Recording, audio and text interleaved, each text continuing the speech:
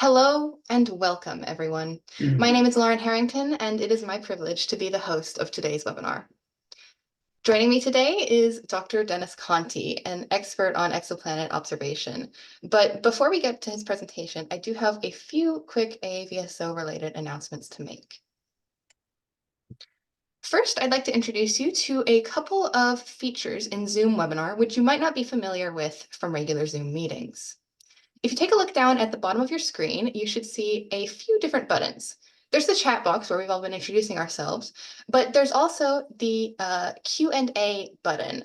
That's where you can ask questions for our instructor. You click on that button, text box pops up, type in your question, hit submit. You can do so as many times as you would like at any point during the presentation.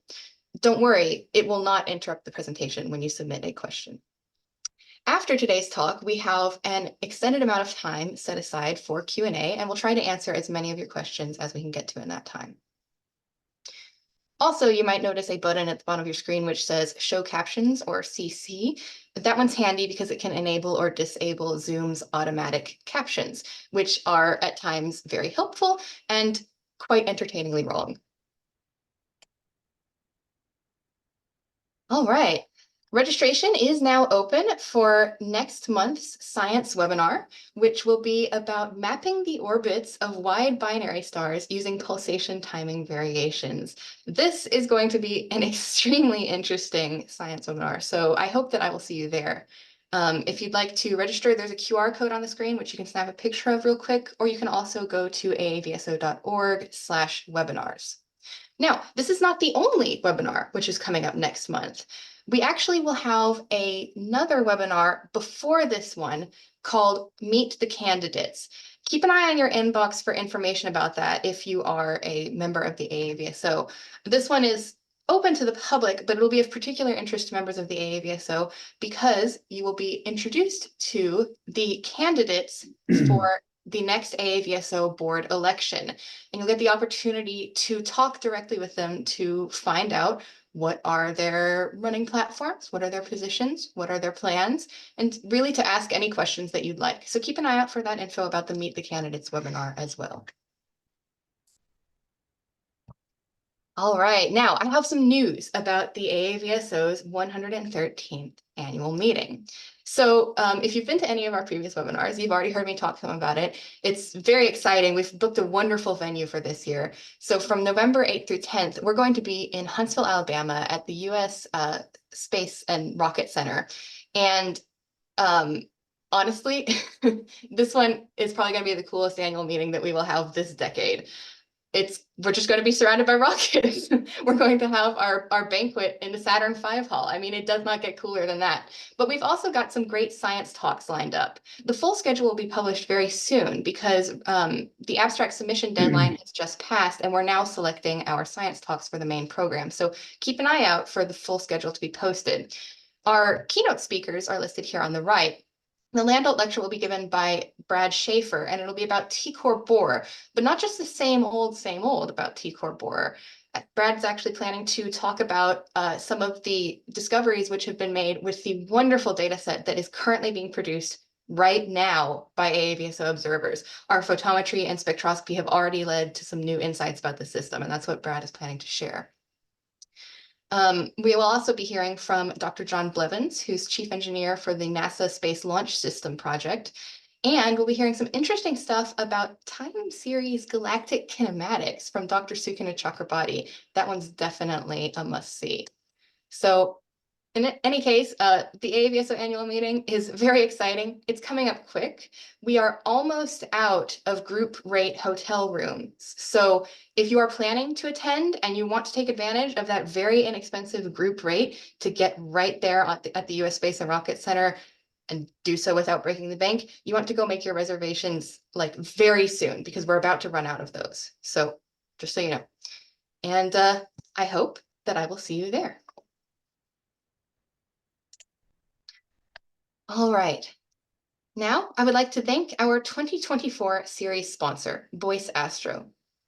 The Boyce Research Initiative and Education Foundation provides online astronomy education, observatory resources, and research experiences to students, student teams, and schools in order to learn how to perform observations, conduct research, and publish their results in scientific journals, such as the Journal of the AAVSO. Please check out their webpage to learn more about their work.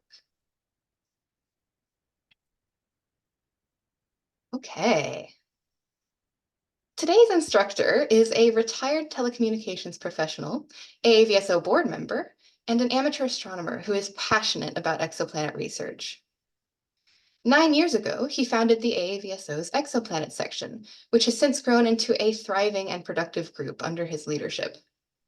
He also works closely with the test science team, for which he developed the test submission guidelines, as well as software for detecting false positives, both of which have been of great benefit to the entire test team. On top of that, he's contributed to over 50 exoplanet discovery papers. These accomplishments are among the many which earned him the American Astronomical Society's 2020 Chambliss Amateur Astronomy Achievement Award. Perhaps most remarkable of all is his dedication to teaching. If you have been involved with the AAVSO for any time at all, then you have very likely heard about his educational workshops and lectures. So far, he has helped to qualify nearly 30 AAVSO members as official participants in the TESS ground-based follow-up program. His guide to exoplanet photometry is in use at observatories and universities all around the world. In short, with us today is a world-class teacher, someone with a genuine talent for helping others learn how to participate in exoplanet discovery. And so it is a great honor to be able to introduce today's instructor, Dr. Dennis Conti. Welcome, Dr. Conti. Thank you very much, Lauren. And let me share my screen and let me know if you can see it okay. Whoop, one passed. We can see your slides. Looks great. See it okay? Great. Thank you. Well, welcome everybody. Good morning, good afternoon, good evening from various countries, continents. Thank you for joining in on my favorite subject, which is exoplanets, and in particular, how we observe them and how we help professionals discover them. What you see here on this cover slide is an exoplanet. This is an artist rendering of an exoplanet that is rather unique in that it's rocky, as you see at the bottom. It orbits very close to a star you see in the upper left. And that system itself orbits 2 other stars. So if you all remember from Star Wars, the Tatooine system that had 2 stars, we actually beat it by 1. We have 3 stars in this system. So this is an example of some of the strange worlds of exoplanets and in a way, some of the challenges of us discovering and characterizing them. So what I will be covering is a brief overview of how we go about observing with our ground-based telescopes exoplanets, hopefully with the intent of inspiring you to get involved if you aren't already in exoplanet observing. Lauren had briefly mentioned the AAVSO. I'll be saying a few words at the end as to how we have some resources that would help you, in fact, get involved in exoplanet observing. Let me first start, however, with why do we want to get involved in exoplanet observing? We who have been either visual or astroimagers clearly have had some satisfaction with use of our telescopes. Personally, I found that it helps with my desire to discover new things. If you are an astroimager, you will in fact find that many of your skills that you currently use for producing very beautiful pictures and some of the equipment that you use can be used in a whole different way with very little modifications. It'll give you an opportunity to work side by side with professional astronomers, and in particular, really be a participant in some of the discovery papers where you, in fact, can be a co-author of some of these papers if your observations are used by the professional who's leading the effort. A side effect, I think that many who have gotten involved in exoplanet observing have also found is that in doing so, you learn about photometry. And this actually leads to perhaps other interests in terms of variable stars, eclipsing binaries, transient events, and so on. So the skills that one learns in exoplanet observing has a direct parallel with skills used in some of these other areas. And finally, I think the satisfaction of helping NASA in its quest for what I call the next Earth 2.0.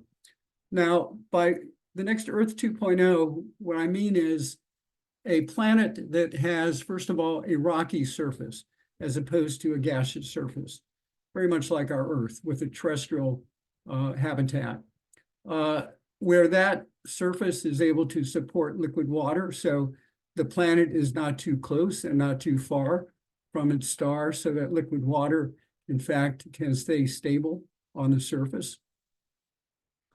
The planet having an atmosphere.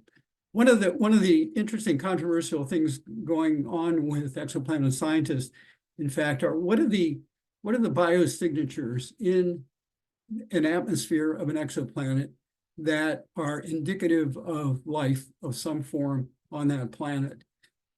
Exoplanet scientists are realizing that what were thought to be signatures of biological processes perhaps can be attributed to geophysical processes. So even defining the set of biosignatures that give high confidence that there's some form of life is sort of an ongoing research subject within the exoplanet community. And finally, the exoplanet should not be in a position where it's getting bombarded with its host star's radiation. That, of course, could cause a pretty negative effect on any life on that exoplanet. So having some magnetic field, just like we have here on Earth, to protect the exoplanet from the host star radiation will be an important factor. Now, I say all of this because some of the key things that we help do with ground-based exoplanet observing have to do with determining and characterizing some of these key ingredients. So what contributions can we make as amateur astronomers and those of us who might be interested in getting into exoplanet observing? The first goes directly to what I just said earlier, that our observations help confirm some of the key ingredients, in particular, the rockiness, if you will, of the planet. We help the professionals refine things like the period of an exoplanet. What's important here is that, especially for new exoplanets, where there have been only a few observations, getting the period correct is very important, because for telescopes such as James Webb Space Telescope, where the observation time is very precious, we want to make sure that the next iteration of that exoplanet happening where it passes in front of its star is pretty accurate. So getting the period correct for exoplanets is an important facet of exoplanet observing. One of the problems with identifying and confirming exoplanets, and we'll say a little bit more about this in a minute, is ruling out false positives. And I'll give a few examples of that. So in doing exoplanet observing from the ground, we help the professionals rule out these false positives. And finally, being able to literally participate side by side with scientists on discovery missions such as TESS, which is the current ongoing exoplanet discovery mission that NASA has underway. So what I'm going to be focusing on are these two items, how we help determine that a planet is rocky and how we help rule out false positives. So as far as determining if a planet is rocky, there's the question we need to answer is, what's the bulk density? And the bulk density being a function of the mass of the planet and the radius. In doing our exoplanet observing with our ground-based telescopes, we're able to, as we'll see in a minute, identify at least the radius of an exoplanet. The mass is discovered through a different method, the radial velocity method. This is a method whereby exoplanet researchers measure the to and from movement of a star, the effect of a planet on a star. As a planet is orbiting the star is going back and forth from our point of view, and therefore by using spectroscopy and measuring the change in the wavelength of that light, we're able to get an estimate of the mass of the planet. So once we have the mass and we have the radius, we're able to get the all-important measure, the density, which again goes back to one of the first things I said, which is helping to determine if the planet is rocky. And it's the radius that we're going to focus on for most of this presentation. And that's obtained through what we call the transit method, where as the exoplanet passes in front of the star, there's a dip in light of the star. Now, the other facet that we in our exoplanet observing are helping to rule out are false positives. There's a number of false positive cases that arise. One is if the target star itself is an eclipsing binary. If the secondary star that's eclipsing in front of the primary star is such that it could mimic, for example, an exoplanet passing in front of the star. So ruling out an eclipsing binary is one of the false positive cases. It could be that the eclipsing binary is itself next to a nearby neighbor, and the blending of light of the two together, for example, with a space-based telescope, which, believe it or not, has, in the case of TESS, lower resolution than our Earth-based telescopes, that blending of light could further mimic an exoplanet transit. It could be that the eclipsing binary is grazing the primary. That again could cause a false positive. The most, I would say, frequent false positive, however, is the case I've just circled, where there's a eclipsing binary that is very close to what we think is the target. And the blending of light of those two from a space-based telescope mimics an exoplanet. This is one of the more common false positives that the professionals rely on us being amateur astronomers, for example, to help weed out it being a false positive or not. And there are other false positive cases as well. So the one I've circled is the most dominant one, and I'll be saying a few words about that in a minute. So let's talk about the transit method. Again, this is the most popular method that both professionals and amateurs have been using to discover exoplanets and characterize their radius. What you see here, in fact, below this little animation is a observation, in fact, that I took from my backyard telescope of an exoplanet transiting its host star. The gray dots are individual observations. The green dots are binned 5 minutes of those observations. You can see a sort of characteristic bucket-shaped curve. We call the beginning of the observation the ingress, and the place where the planet exits in front of the star, the egress. So it's this part of the light curve that is the important characterization of an exoplanet transit. And from that light curve, from the depth, from the duration, and the shape, we're able to get a lot of information. We're able to get an idea of the radius of the planet, the size of the orbit, and even the inclination, that is to say, the orbit's angle from our point of view.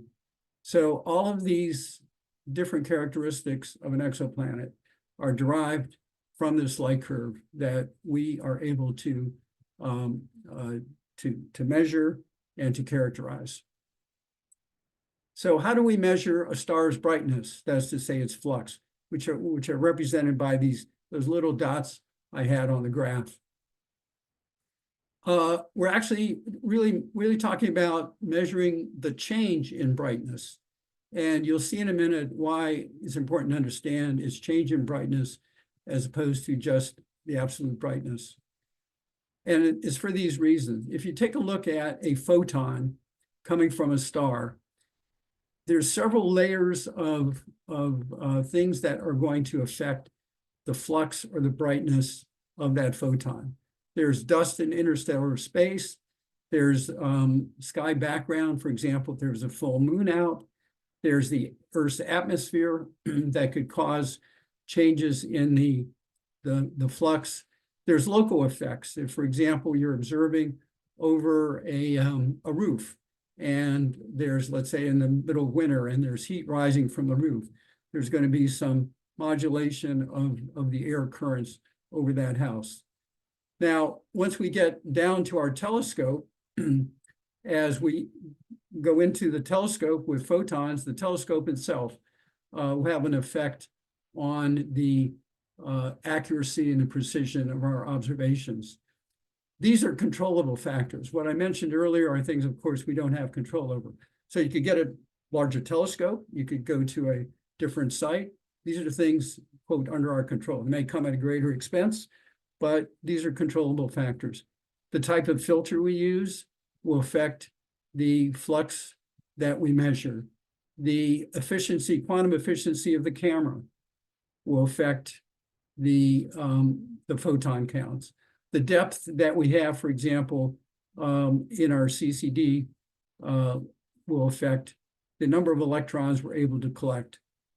Of course, whether it's a CCD camera or a CMOS camera, electrons are converted to what we call ADUs. And so here, for example, you see a star with certain measurements of the photon counts. This then is the key to what we're measuring. We're measuring these ADUs that appear on our camera. And after, of course, they've gone through all of the factors I just discussed. Now, we're going to see in a minute that there are ways actually of determining the so-called systematic effects of the things on the left of this chart. And what's important there is that we just don't take measurements. We should understand what are those things that are affecting the precision of our observations. We'll talk about how we're able to do that with some pretty neat software. So the bottom line here is that what we're really measuring are these counts that, in fact, are proxies for the photons that are coming from the host star after they've gone through all these different perturbations. Now, the systematics I just talked about, for example, the seeing conditions, for example, affect the star's so-called point spread function, which is the shape of the flux, if you will, of the star.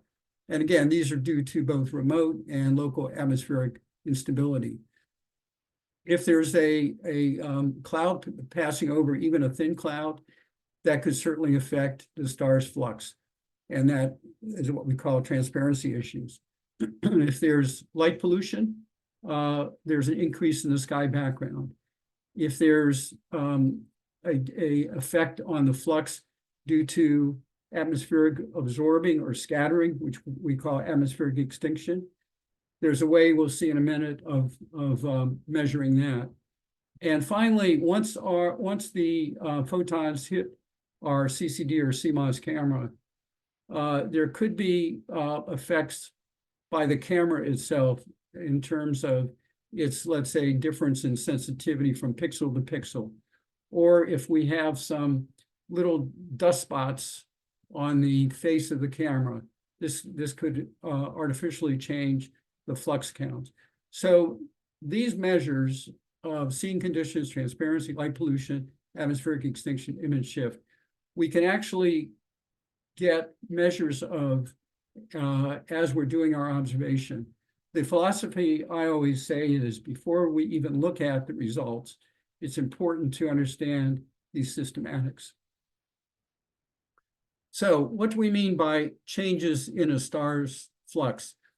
Well, if we take images that contain a target star and some number of comparison stars, if we're looking at the counts that we end up with both the target and the comparison star, they're both going to rise and fall, hopefully the same, if they're being affected by the same systematics. However, if one or the other inherently is variable, let's say the comparison star is variable, or the target star has in fact an exoplanet transiting in front of it, then there's going to be a different change in flux because of those factors. So measuring a target star and some number of comparison stars helps us to weed out, if you will, any of the things that are common to both, and any differences then are due to things inherent to those stars. We'll see in a minute that we use an approach called aperture photometry to get the, quote, adjusted brightness of a star. And by adjusted brightness, I mean not just the brightness or the flux of the star itself, but basically consideration for the sky background, taking that into account. Once we've done a measure of each star, each target star, and each comparison star, then we do something called differential photometry, which is looking at the relative difference of the target star and all of the comparison stars. So the key here is that when we're looking at the change in flux of the target star, we are doing that relative to all the comparison stars to essentially normalize out any of these common systematics. So how do we do aperture photometry? Well, if we have a star like you see here in the middle, we basically measure with some radius around that star all of the ADU counts of that star. Now, as I said earlier, we also have sky background to consider. So there's a donut ring, if you will, called an annulus, which collects the counts around that star, which is representative of the sky background. And software effectively will do all that I'm saying here, but will effectively then subtract out, if you will, the effects of the sky background from the counts in that aperture. So what we end up with are counts of the star's brightness after we have taken into account the sky background.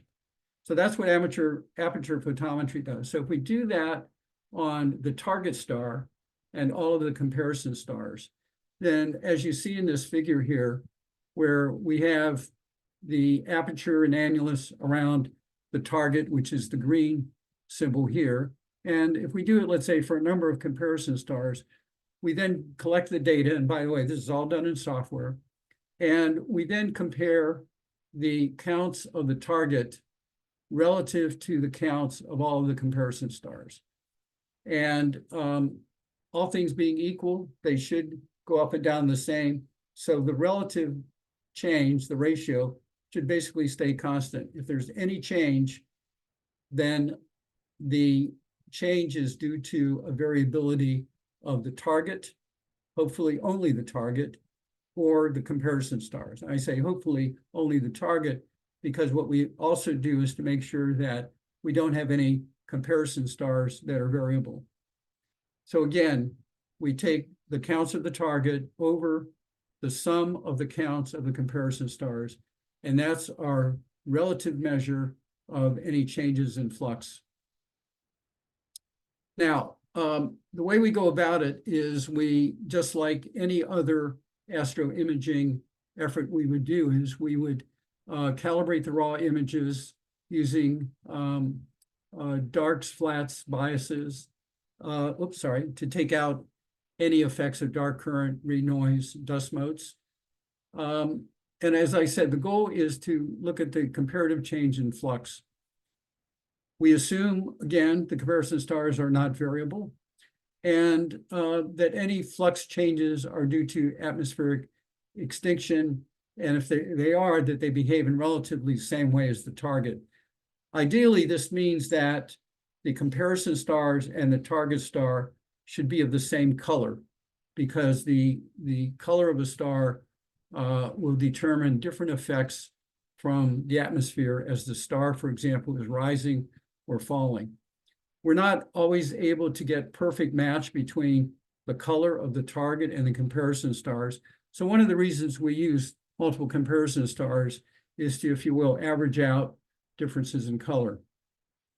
And as I said, we compensate for background sky glow, and then we do what's called a model fit, where after we have these data points, we use software to get what would be an ideal model through those data points.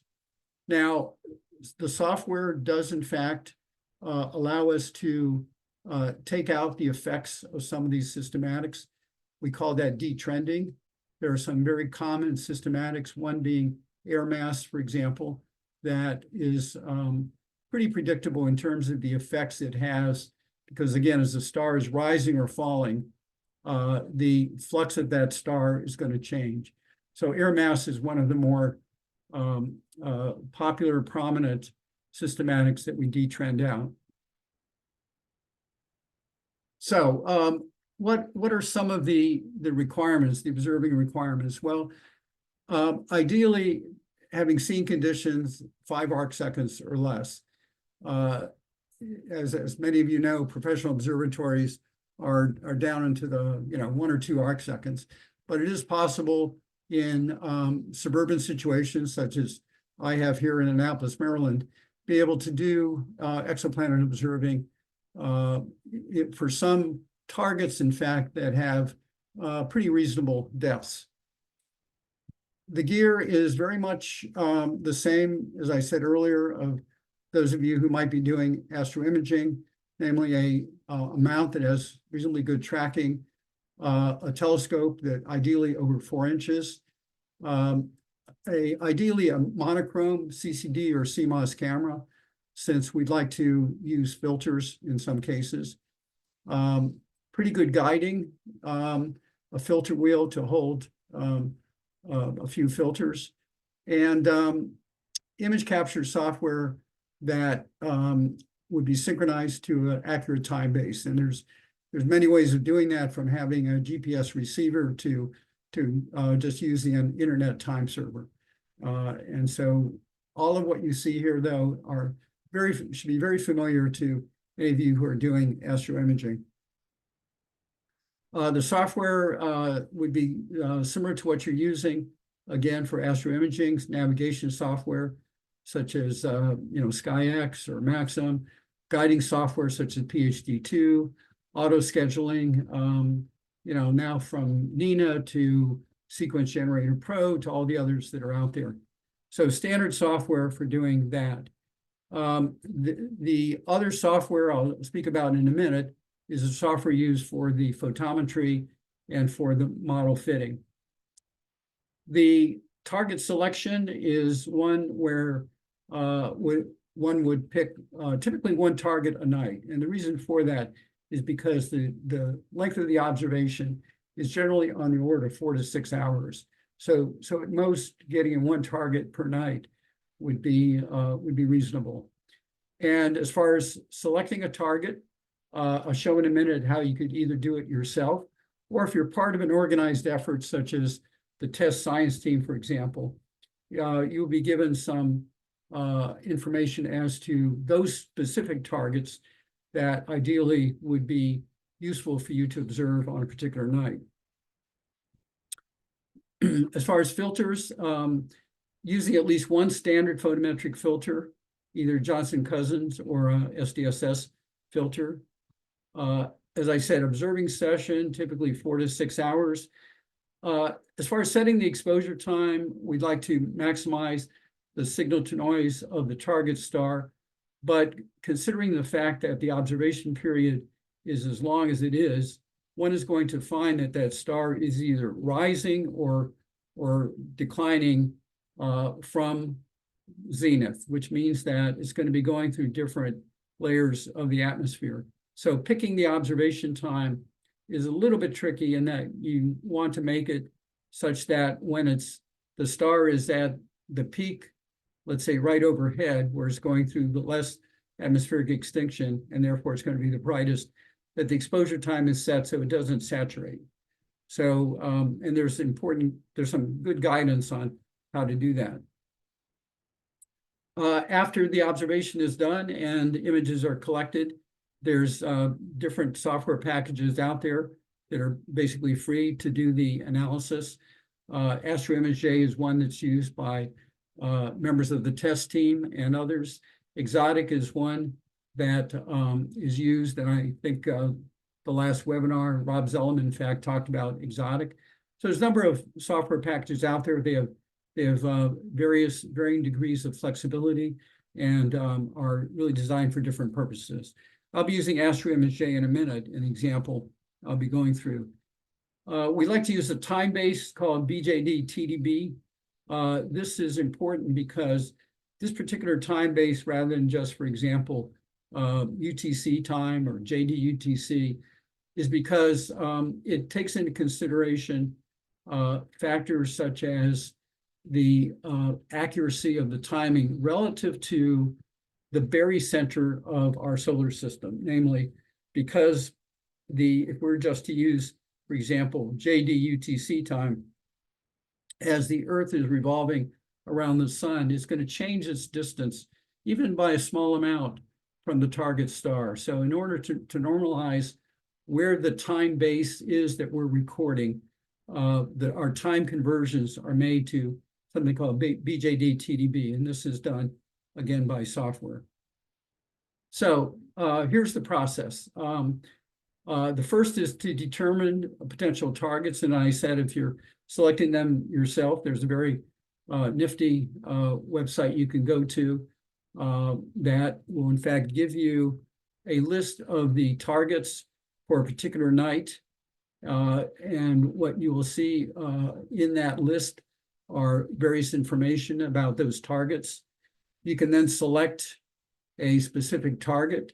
It'll give you information as to the magnitude of the star, in this case 11.5, the ingress, midpoint, and egress times, an idea of the elevation, angles, the azimuth as well, idea of the BJD TDB ingress, midpoint, and egress times, the period, the depth, the RA index, and so on. So this transit finder gives you enough information at a particular location at a particular night to do an exoplanet observation. The next, as I said, is to select the appropriate exposure time and filter, and then start taking the images. What we like to do is to take images at least 30 minutes, ideally 60 minutes, prior to the predicted ingress, and at least 30 minutes, again, ideally 60 minutes, after the predicted egress. So after we've taken those images, that again might span for 4 to 6 hours, then we go through the normal calibration and we perform the differential photometry on the calibrated images. And then using AstroImageJ as an example, we basically first look at the systematics. And here you see, for example, several systematics. The top line is what the predicted air mass is for this location. The brown underneath is a plot of the total counts of the comparison stars. And what's nice about doing a plot like this is that if in fact it matches pretty accurately the top line, as you see here, that says that there's very little transparency issues or seeing issues. If there was, for example, a passing cloud, there'd be a dip in this total comparison star counts. Now, that dip really may not affect the accuracy of the observation because presumably the target itself is also going to be dipping. And again, those are kind of normalized out. But looking at a systematic like this tells us what was happening during the times of the observation. We can get an idea of the sky background, of image shift, and so on. So these plots are very useful for getting an idea of what's happening. And then we actually do the the model fit, again, done in software. So the model takes the raw data that we've observed and produces a best model through that data. So this is how we come up with some of the important results, such as the depth of the light curve, which tells us an indication of the radius, information about the orbit, and information about the inclination.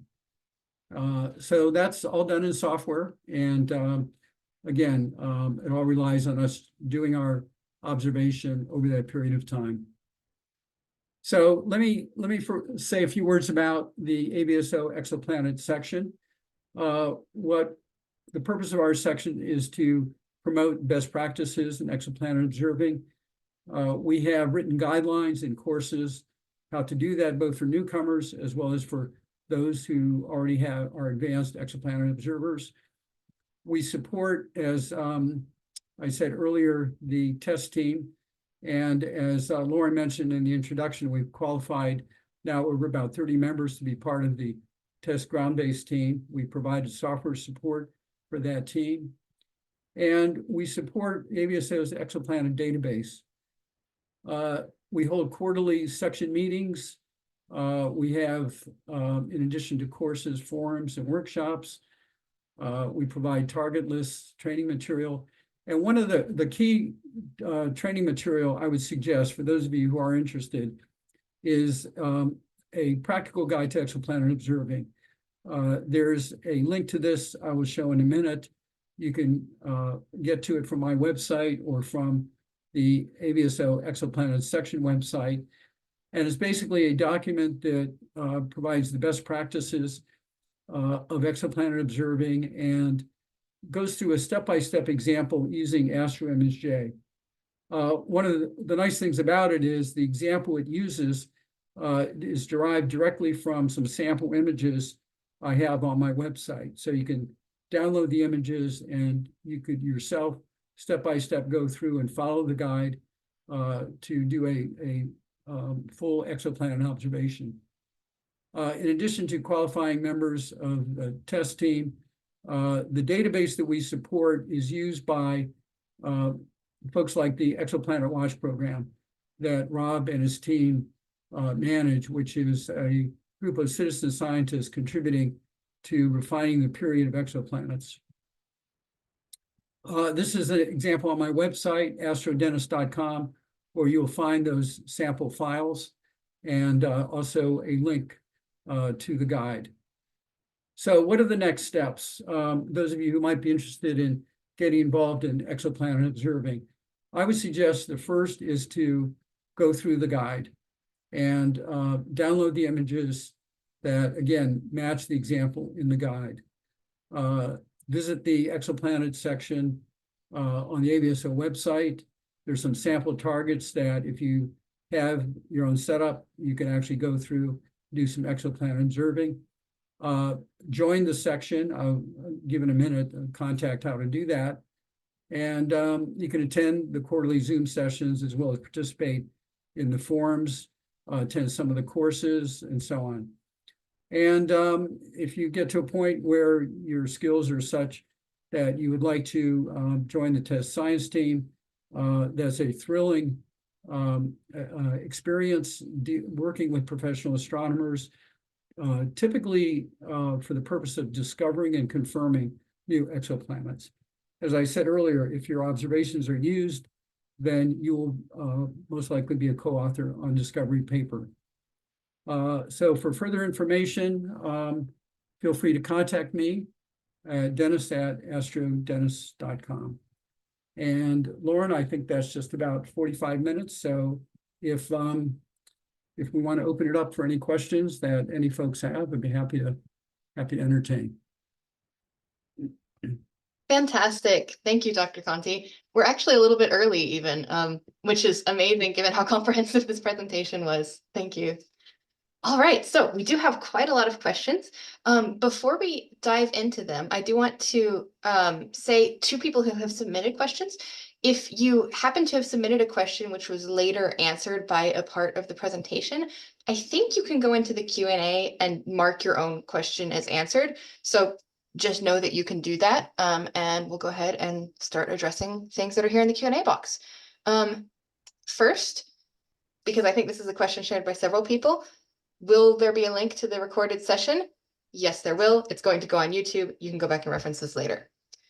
Okay, next. Lauren, I'm sorry, do you want to give a link to that YouTube address or how folks can get to it, maybe? Oh, that's a good idea. Thanks, Dennis. Thanks for keeping me from moving on too fast.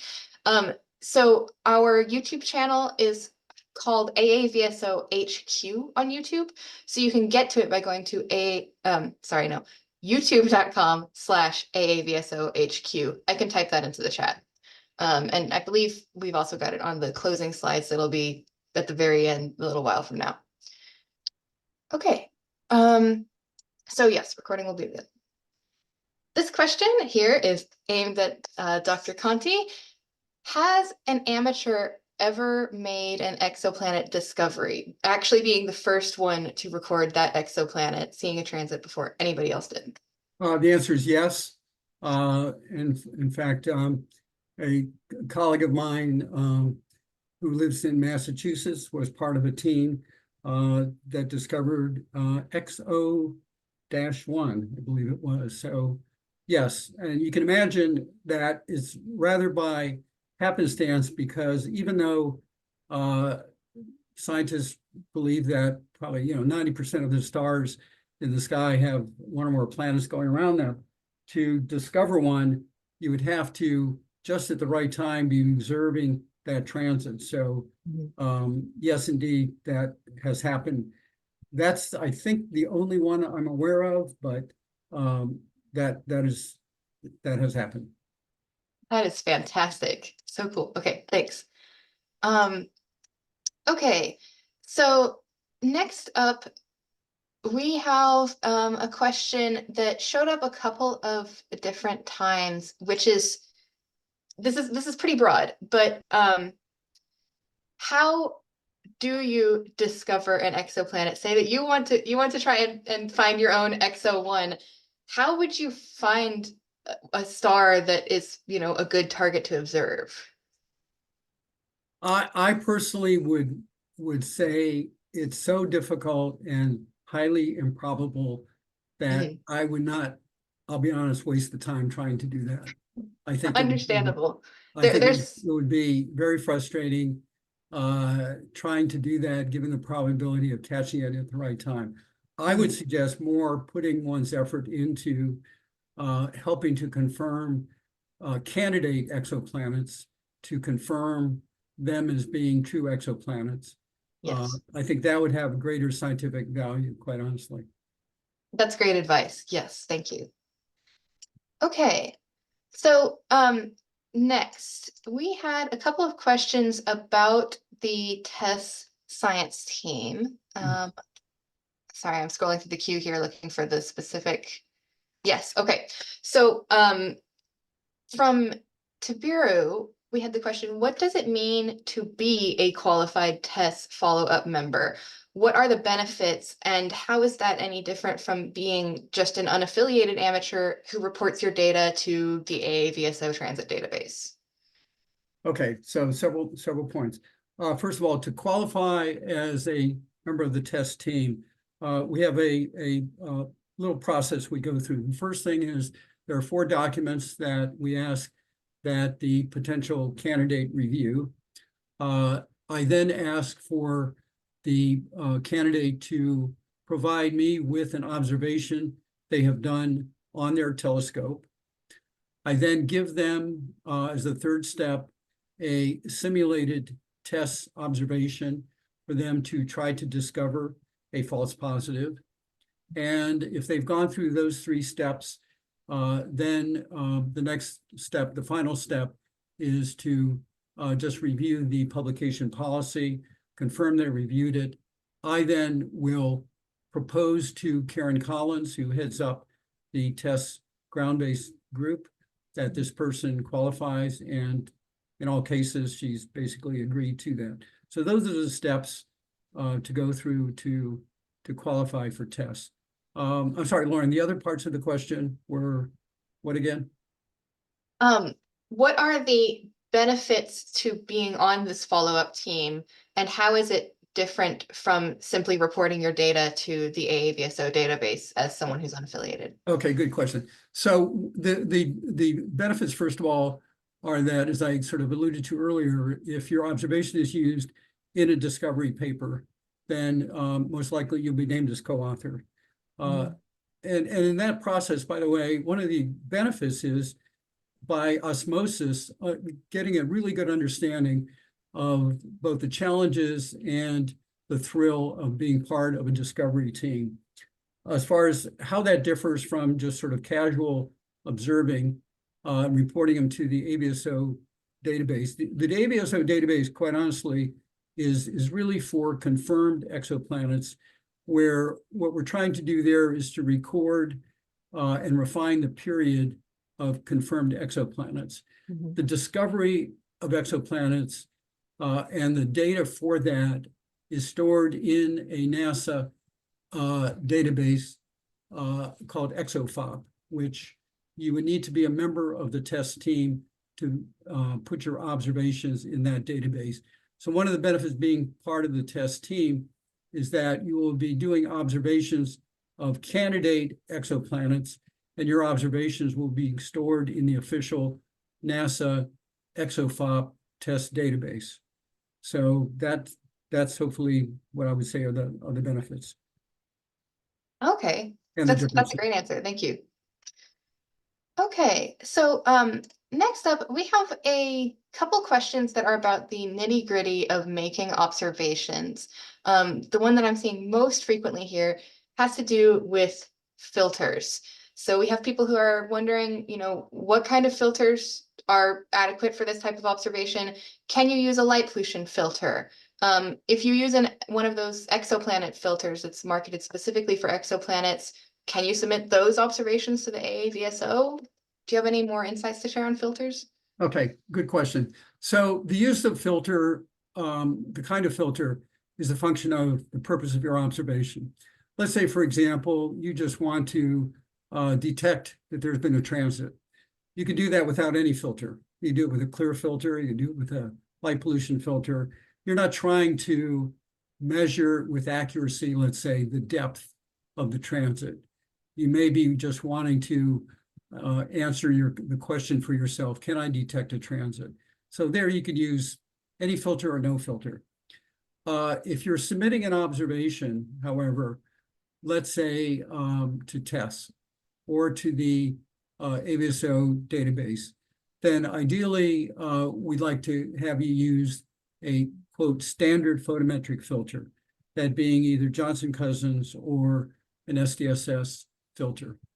In that case, you may just need one filter. A V filter, for example, is a sort of general all-purpose filter you could use. The reason for using a standard filter is because the effects of your observation are, in fact, in particular, the shape of the curve, something called limb darkening effects are going to be a function of the filter you're using. So we'd like you to use one of the standard filters so that somebody picking up the results of your observation can compare it against other standards.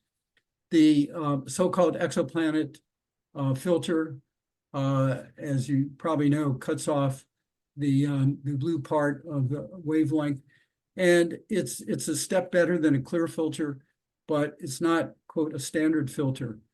Folks are using that and submitting data for that. Those kind of observations are perfectly fine for the purpose of refining the period of the exoplanet, namely where the center point occurs, but they would affect, in many cases, the depth, which would affect a measure of the radius. So depending upon the objective of what you're trying to do, you could use no filter if you're doing what I'll call casual exoplanet observing, to a standard filter where you're doing and contributing more to science. So hopefully that kind of answers that question. It does. Thank you. Okay, so next question is about sampling, what should you be aiming for in terms of pixel sampling per star for a given scene? So I assume by sampling, you're talking about, for example, the image scale, if that's Yes. meant by sampling. Yeah, so in the guide, in fact, it describes exactly that. So the idea is that the full width half maximum of the star should cover, let's say, 4 to 6 to 7 pixels. So the image scale and the binning you would use would be would relate to that. So, for example, I currently run with a binning of 2, with my image scale being 1 arc second, because of the scene conditions and so on I have. That gives me enough pixels that the full width half maximum covers. So it's a function of your scene conditions and of course of your CCD or CMOS. I would encourage you to, there's a section, in fact, in the guide specifically on that. And that's kind of the short answer to the question. Okay, thanks. Next one, a little bit related. Should you use dithering when you're acquiring observations? The answer is no, for this reason. What we'd like to do is to keep the star, the target star and the comparison stars as much as possible on the same pixel throughout the observation. The reason for that is because if the star is moved around on the CCD or the CMOS, it's going to cause 2 possible effects. One is difference in pixel-to-pixel sensitivity, and secondly, changes in flux artificially due to imperfect flat fielding. So we'd like to keep the star and the target star and the comparison stars on essentially the same pixels. So dithering would not be good. Mhm. Okay, that makes sense. Thanks. So next up, we had a couple questions about specific telescopes or camera systems. I believe that our first here was actually about the ZWO-C star. Is it possible to use one of those really small smart telescopes for exoplanet research? I have a C star, and I got that for that very purpose. It could be because of my seeing conditions, but I will tell you that I have tried and tried with even deep transits to detect an exoplanet transit. So far, I have not, just because of the noise that one obtains. I haven't given up. I'm still going to try some very deep transits, but for the typical hot Jupiters, I would say so far I have not. And there have been some attempts to do that, but the noise in those observations has been so great that I wouldn't put that much credibility into whether transit was detected or not. But the smallest aperture so far I've seen where exoplanet observations have been successful have been down to 4.5 inch, for example. So the C star, of course, being a lot smaller. Again, I haven't given up hope yet, and maybe it's a function of better seeing conditions, but so far I have not had luck myself. Okay, that's good to know. Thanks. I think that partly answers the next question, which was from a person who's involved in another citizen science project related to the sun. And so they have this 40 mm telescope, and they've used it to try imaging WASP 33b, but haven't actually done anything with the data yet. And so they were going to ask if this is a rig that they should continue using for exoplanet observations. But it sounds like that perhaps answers that question. Yeah, I think so. Yeah. Okay. Yeah. Okay. So we'll mark that as answered as well. And then, okay, one other thing about specific telescopes, we had also a question about the Dwarf 3 Smart Telescope. I'm personally not familiar with that one, but I have this vague recollection that it's significantly larger than a C star. Have you heard of anyone observing exoplanets with it? I know that one of my colleagues with the AVSO has been testing the dwarf. I don't know that he's done any exoplanet observations with it. I think mostly just photometry. But again, I think I'm going to reserve judgment on that. But I think it's going to have to be, if anything, very deep transits that it's going to be able to detect, if any, again, because of the small aperture. Okay. All right. Thank you. So next, pivoting topics just a little bit to target selection. Patrick Kavanaugh would like to know if hot Jupiters are the easiest candidates to start with. And also, what sort of range would you expect to see in terms of like transit depth for a hot Jupiter? So hot Jupiters typically would be 10 parts per thousand, i.e. 1% dip or larger. And yes, I would definitely say start with hot Jupiters. Those are the easiest. I would probably even look at transits of 15 to 20 parts per thousand as, quote, easy, again, depending upon seeing conditions. Yeah, so I would say definitely start with hot Jupiters. The depth that amateurs have been able to get, again, depending upon seeing conditions, their location, size of their aperture, have been down to 5 parts per thousand, in some cases 3 or 4 parts per thousand. But once you get down to 1 parts per thousand, then you're talking about needing something in, the Atacama Desert with a, half meter or meter telescope. But yes, hot Jupiters would be the place to start. Okay, good to know. Thanks. So, our next question, I'm seeing this one show up fairly frequently, so we're going to jump to it. It has to do with how bright are these target stars, these exoplanet host stars, typically that you would be looking at as an amateur, and what would be a sufficient signal to noise ratio in order to make useful observations? So as far as brightness, they of course range, into magnitudes, beyond 15 magnitude. But for typical ground-based observations by amateur astronomers, I would say magnitude of 13 or brighter.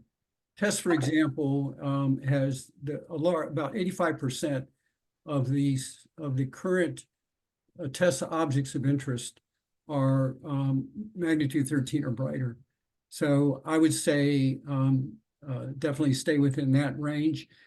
As far as signal to noise, obviously the better signal to noise. I mean, if you get 100, that'd be great. Brighter stars, of course, would be good targets to start with, assuming that the planet is a hot Jupiter. So you get a good signal to noise. Your exposure times don't have to be that large. You can get greater cadence. So bright star with a hot Jupiter, would be a good place to start. Okay, thank you. All right. Next up, we had a couple different questions about your opinion on the Exoplanet Watch project. So could you share how that fits in with this test follow-up stuff that you've been talking about? Yeah, it's a great project. Those of you who, if you didn't attend Rod Zellum's presentation, the last webinar, Lauren, do you know if that's on the YouTube channel? Yes, it is. Yeah. So I would suggest go to that YouTube video that Rob gave. Basically, the Exoplanet Watch program is essentially run out of NASA JPL, and its primary purpose is to refine the midpoint, i.e., therefore the period of confirmed exoplanets. I believe they are also now starting to look at characterizing the star itself, but that was the original intent, was to help refine, again, the midpoint of confirmed exoplanets, so that missions such as James Webb, as I indicated in my presentation, would more accurately be able to use its telescope time to look at trying to characterize the atmosphere of those exoplanets. So yeah, so in fact, if you just Google NASA Exoplanet Watch, you go to their website and it'll give you a wealth of information as far as guides and also other assistance. They have a very active Slack channel as well. Great, thank you. Okay, so speaking of atmospheric characterization, we had a very interesting question come in from Paraver Kasana, who would like to know if you have any advice on doing investigations related to atmospheric characterization as opposed to the standard transit investigation. Paranvir says that they have experience with the transit analysis with light curve, but they're wondering about how to make this pivot. So if you have any advice.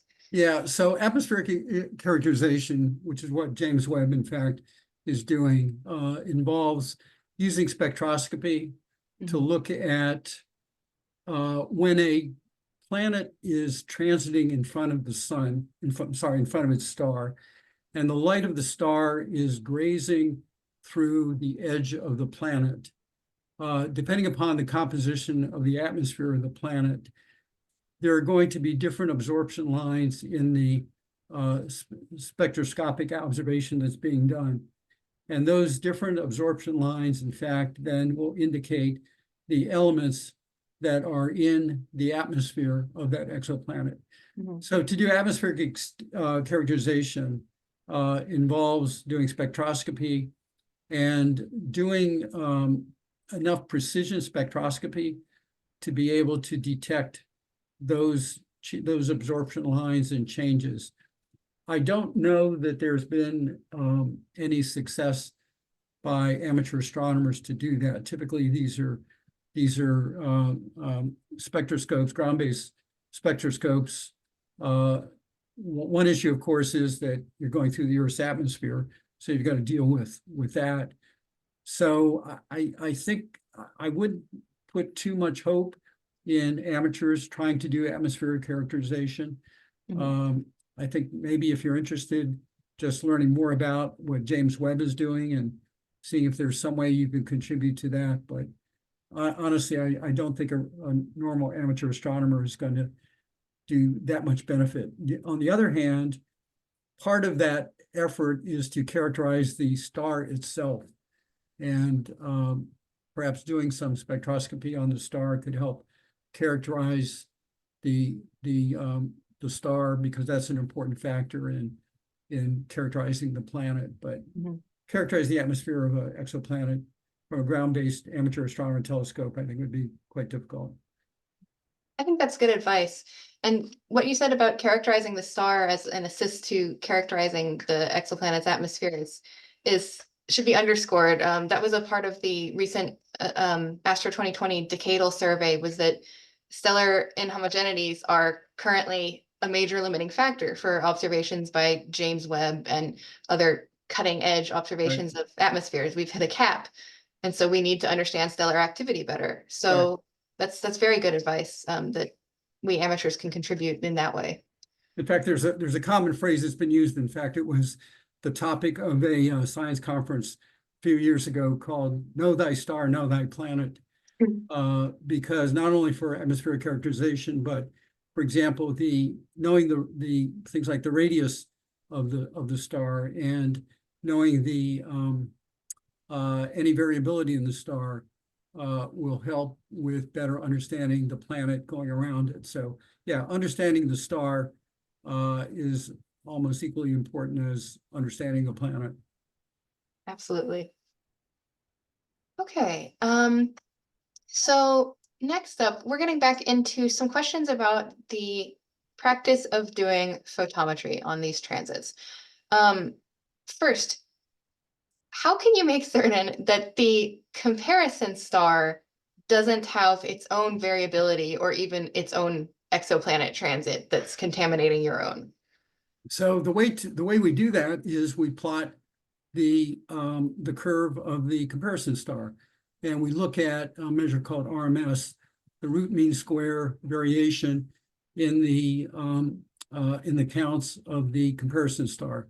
And right away, one would see if there's any variability in that comparison star. So it's actually fairly simple to do just by plotting the comparison star, just like you would the target star, and they'll give you a real quick indication if it's variable or not. The other thing you could do is look it up in the catalog, such as using AVSO's VSX facility for seeing if there's any, if it's a known variable star, for example. Thank you. So we were just talking about how we need to study stellar inhomogeneities because they certainly exist and all stars are variable on some level. When you have a transit that's maybe the signal to noise ratio isn't all that great, how do you make certain that what you have is a transit and not stellar variability? How do you distinguish those? Well, first of all, again, if you know the star and you measure it outside of the predicted transit and you characterize the variability of that star, then you can, I think, get a pretty good idea of what you're looking at is a change in variability due to a predictable time period, on a predictable time period, or if it's just normal variability outside of the transit. So I think comparing the light curve, for example, outside of the suspected transit will give you an idea of the nominal variability and you know, see how that compares to what you're seeing during the transit. Good point. Thank you.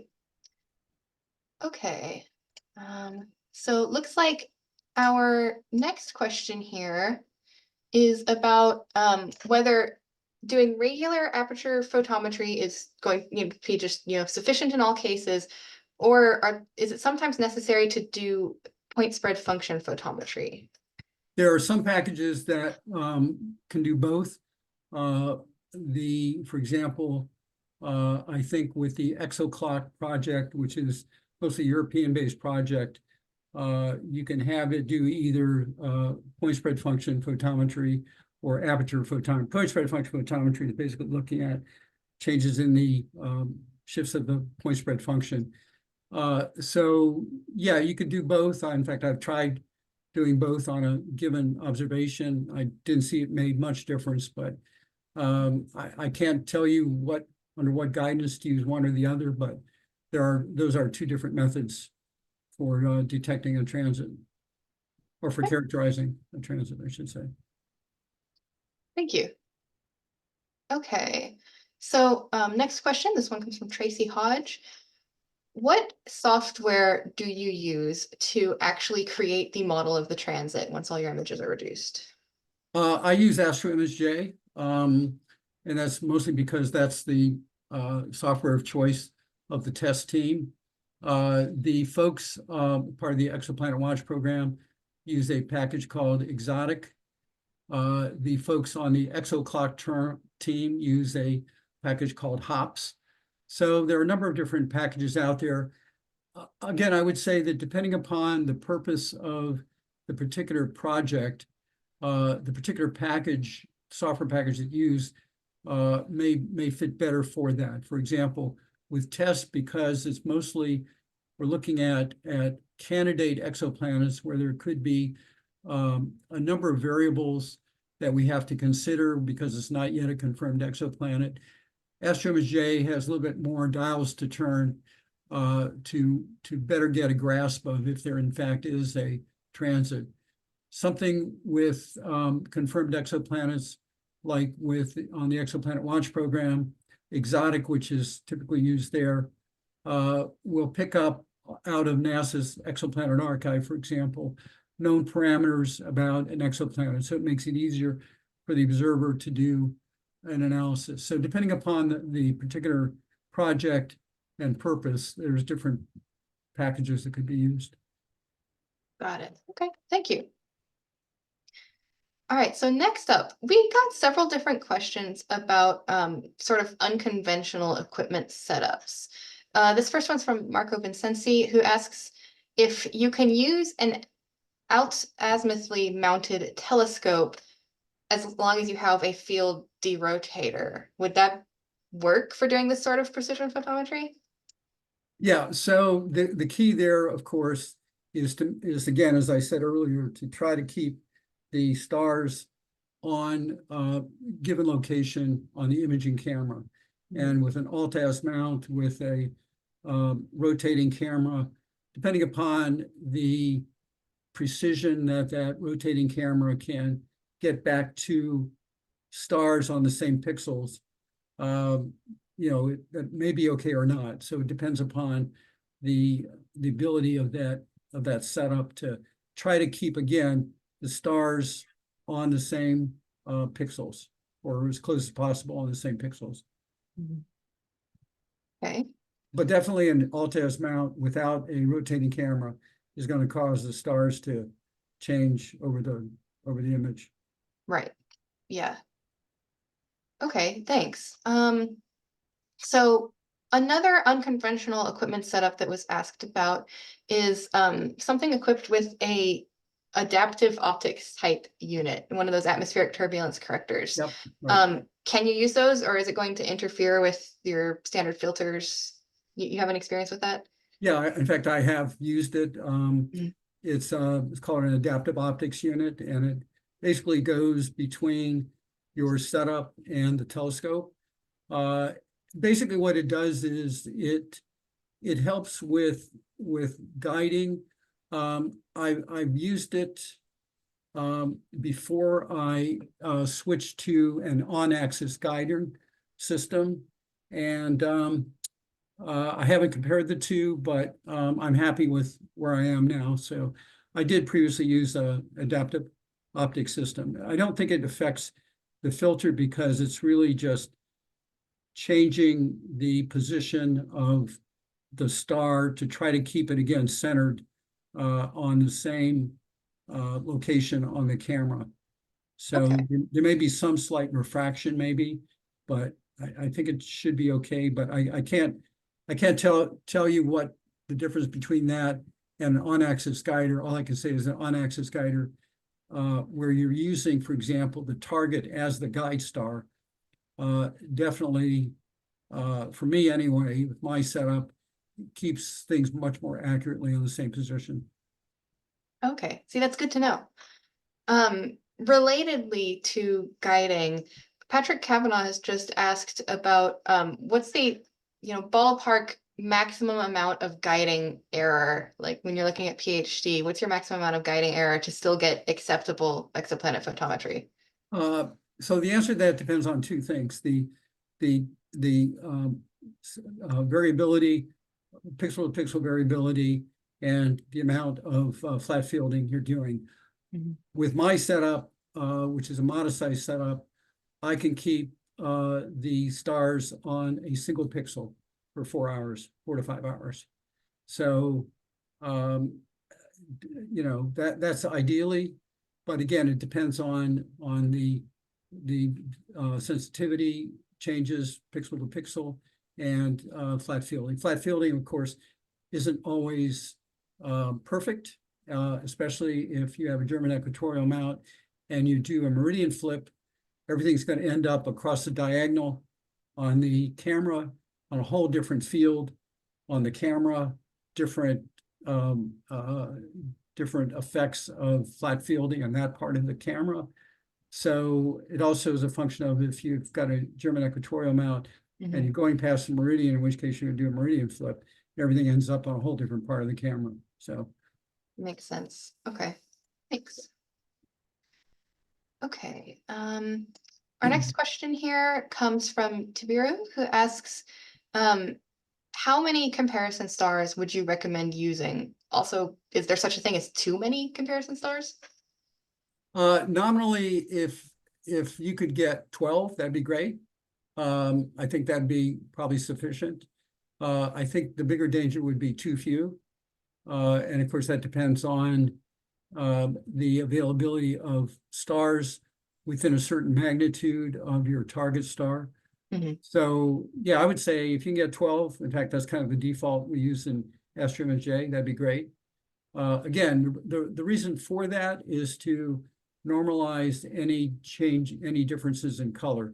Now, those comparison stars, by the way, I'm talking about, should be within a relatively good range of magnitude from the target star, maybe plus or minus 25%, 50% at most of the brightness of the target star, but not much beyond that. Not too faint, not too bright Mhm. difference.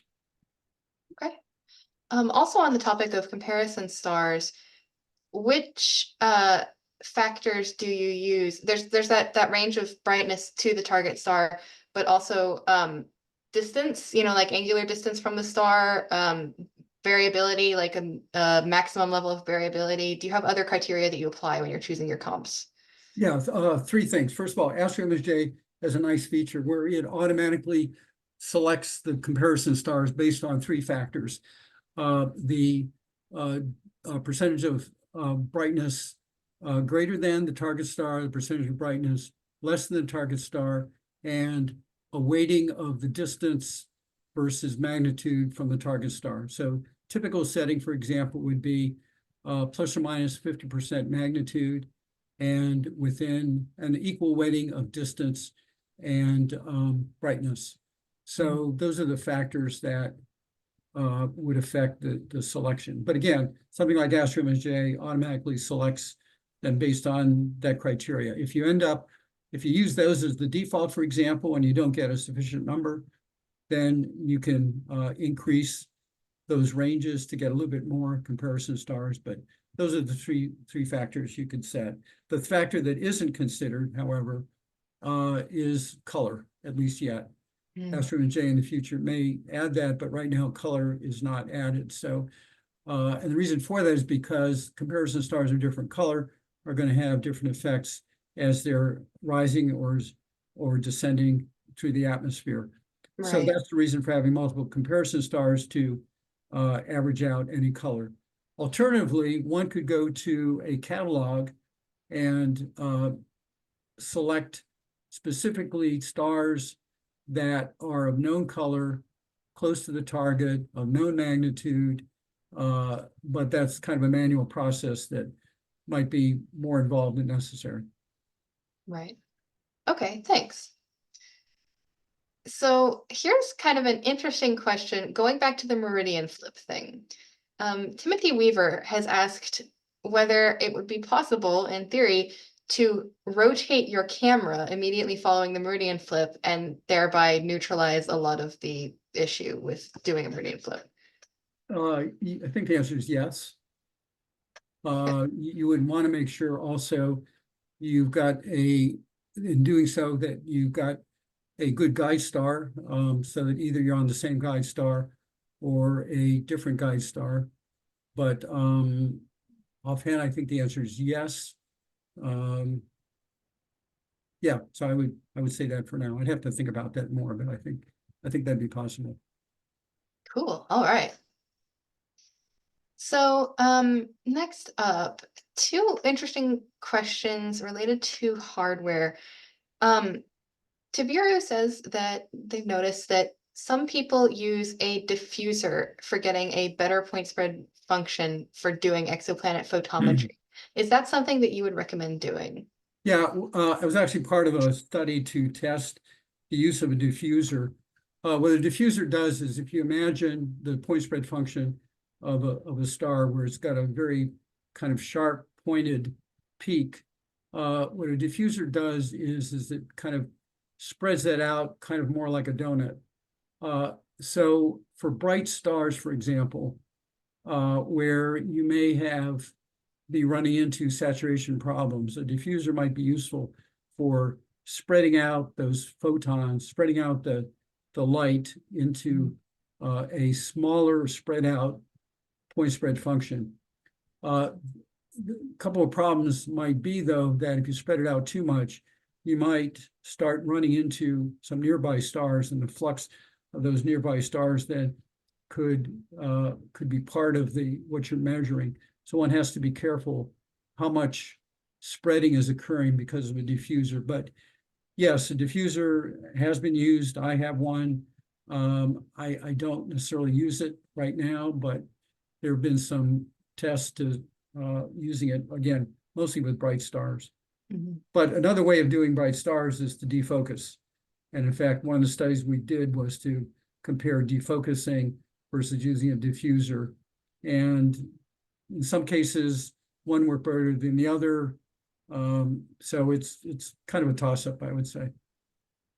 Okay, interesting. Thank you. Speaking of exposure considerations and overexposure, how do you choose your exposures? So the way to choose the exposure, I think I alluded to it in the presentation, but let me describe it a little bit better. if you have a target star of a certain magnitude, what you'd like to do initially, I would say, is pick a star that is straight overhead, where there's minimal atmospheric extinction of the same magnitude as your target star. We try different exposure times that will maximize the ADU counts of that star up to, but not past, going nonlinear or saturation. Where that star is the same magnitude and the same color as your target star. That exposure time, then, if you use that with your target star, especially if it's rising in elevation, you'll probably have a pretty good chance it's not going to saturate or go nonlinear. Mm-hmm. So I would say set the exposure time by first picking a star of same magnitude, similar color, at zenith. Pick an exposure time that maximizes the SNR of that star, then use that exposure time for your target. That's a smart way to do it. Thank you. And the guide, by the way, describes, in fact, that very process. Great. All right. So we've only got time for a couple more questions here, but we'll get all of these addressed in some form or another, even if it's not during the webinar today. Let's see. Okay, so a couple of more broad questions here. Gregory Shanos had asked, why does the AAVSO use Julian date? Why not use the date and time in universal time when you're submitting your observations? Can you clarify what the advantage is?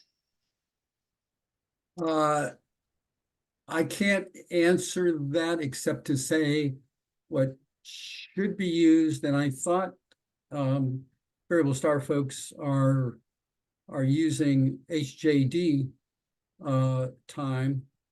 So I'm not sure when the questioner says that it's using JD time, what he's referring to. Sorry, Okay, I think that the question was actually what is referred to by Julian date. This is a question for context. You go to submit an observation, and there's a column that you supply the Julian date. So the question is, what's Julian date, and what's the advantage of using that rather than spelling out the date and time?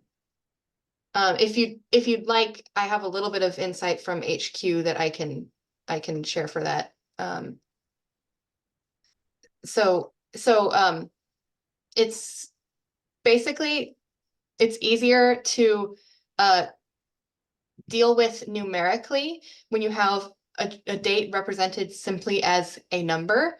For a researcher plotting up observations, there's no concern about if the time zone happened to be wrong, or having to parse the date and convert that into something that can be plotted on the x-axis of a graph. It's pretty much as simple as that. So that's the answer that I would offer to Gregory.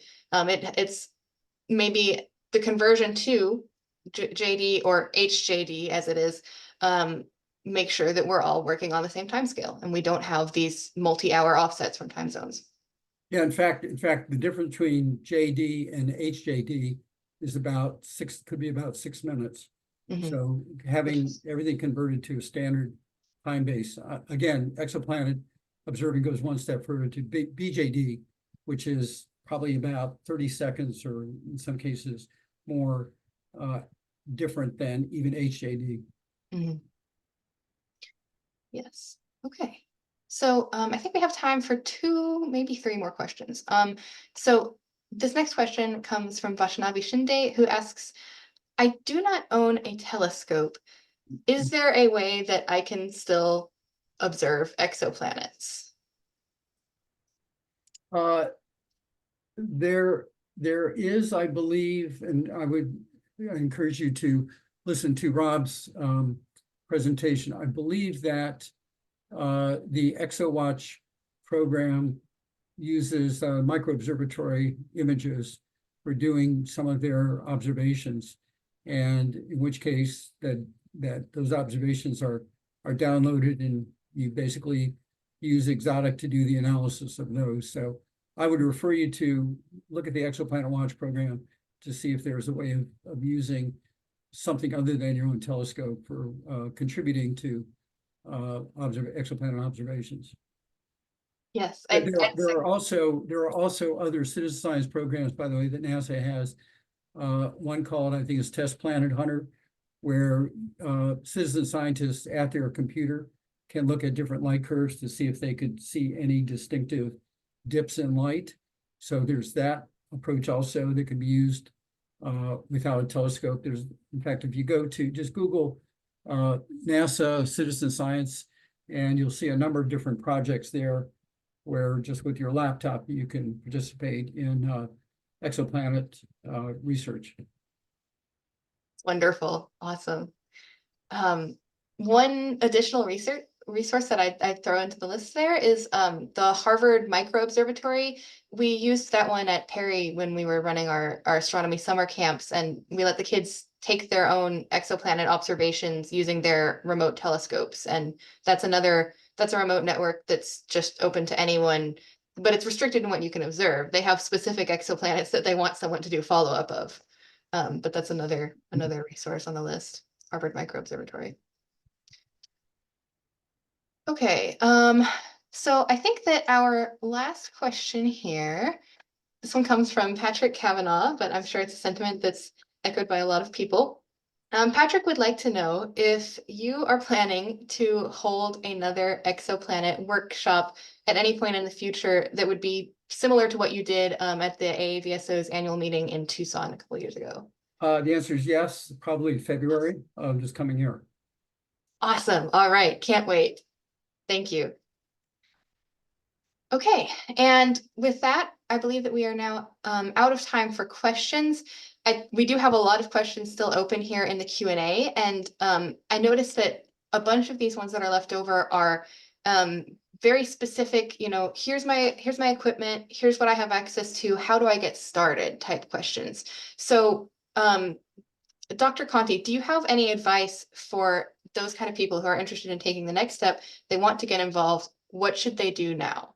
Yeah, in fact, I think I had that on my last slide. In fact, exactly that. I would say number one, go to my website and read the guide. That's number one. Secondly, go to the AVSO website to the exoplanet section, and you'll see some information there, including some targets and so on. Number three, we're going to be putting in place fairly soon. In fact, we're in the process right now of redoing our forums. In fact, we're going to be renaming our sections special interest groups.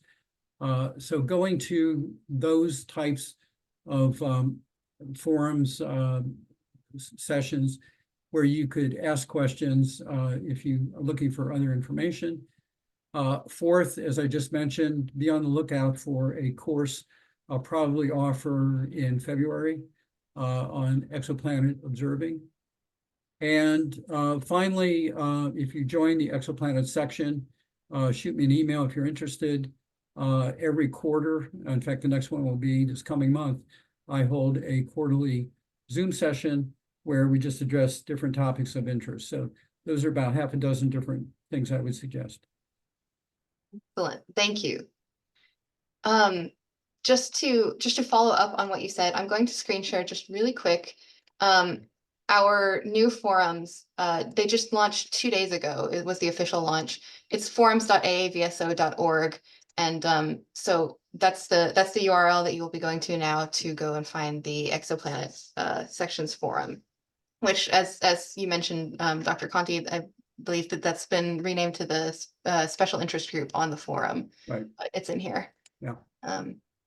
Community? No, it's somewhere in here. This has only been up for 2 days. I'm still learning the navigation. Yeah, somewhere in there. There you go. Here we go. Exoplanet forum. All right. Hope to see you guys there. Yeah. 2 days from now, it'll be full of posts, I'm certain. And while I am sharing, I do have one really quick kind of a website pro tip that I want to share.